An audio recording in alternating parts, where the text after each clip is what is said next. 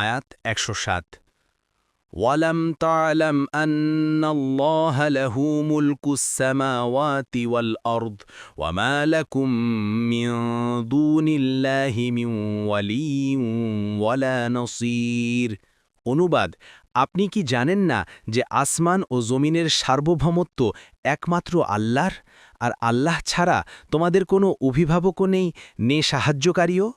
আয়াত ১০৮ أم تريدون أن تسألوا رسولكم كما سئل موسى من قبل ومن يتبدل الكفر بالإيمان فقد ضل سواء السبيل।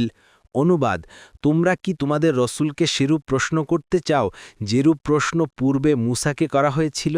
আর যে ঈমানকে কুফরে পরিবর্তন করবে সে অবশ্যই সরল পথ হারালো। তাফসির। ১ নম্বর ফুটনোটের বিবরণ। এ আয়াতে মূসা আলাইহিস সালামের কাছে তার সাথীরা কি চেয়েছিল তা ব্যাখ্যা করে বলা হয়নি, সেটা অন্য আয়াতে বিস্তারিত এসেছে। বলা হয়েছে, যখন কিতাবীগণ আপনার কাছে তাদের জন্য আসমান হতে একটি কিতাব নাজিল করতে বলে, তারা মূসার কাছে এর চেয়েও বড় দাবি করেছিল। তারা বলেছিল, আমাদেরকে প্রকাশ্যে আল্লাহকে দেখাও। সূরা আন-নিসা ১৫৩। অন্য বর্ণনায় ইবনে আব্বাস বলেন, রাফে ইবনে হারমিলা ও ওয়াহেব ইবনে জায়েদ রাসূলুল্লাহ সাল্লাল্লাহু আলাইহি ওয়াসাল্লামকে বলল যে, হে মুহাম্মদ, আমাদের জন্য একটি কিতাব আসমান থেকে নাজিল করে আনো, যা আমরা পড়ে দেখব, আর আমাদের জন্য জমিন থেকে প্রস্রবণ প্রবাহিত করে দাও। যদি তা করো তবে আমরা তোমার অনুসরণ করব ও তোমার সত্যায়ন করব। তখন এ আয়াত নাজিল হয়। আর তাফসিরুস সহিহ।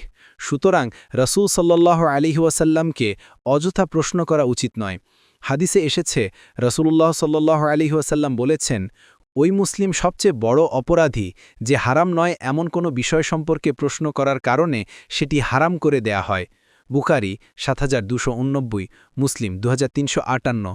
রাসূলুল্লাহ সাল্লাল্লাহু আলাইহি ওয়াসাল্লাম আরও বলেছেন, যতক্ষণ আমি তোমাদেরকে কিছু না বলি ততক্ষণ তোমরা আমাকে কিছু জিজ্ঞাসা করো না, কেননা তোমাদের পূর্ববর্তীগণ অতিরিক্ত প্রশ্ন ও নবীদের সাথে মতবিরোধের কারণে ধ্বংস হয়েছিল। বুখারী ৭২৮৮, মুসলিম ১৩৩৭।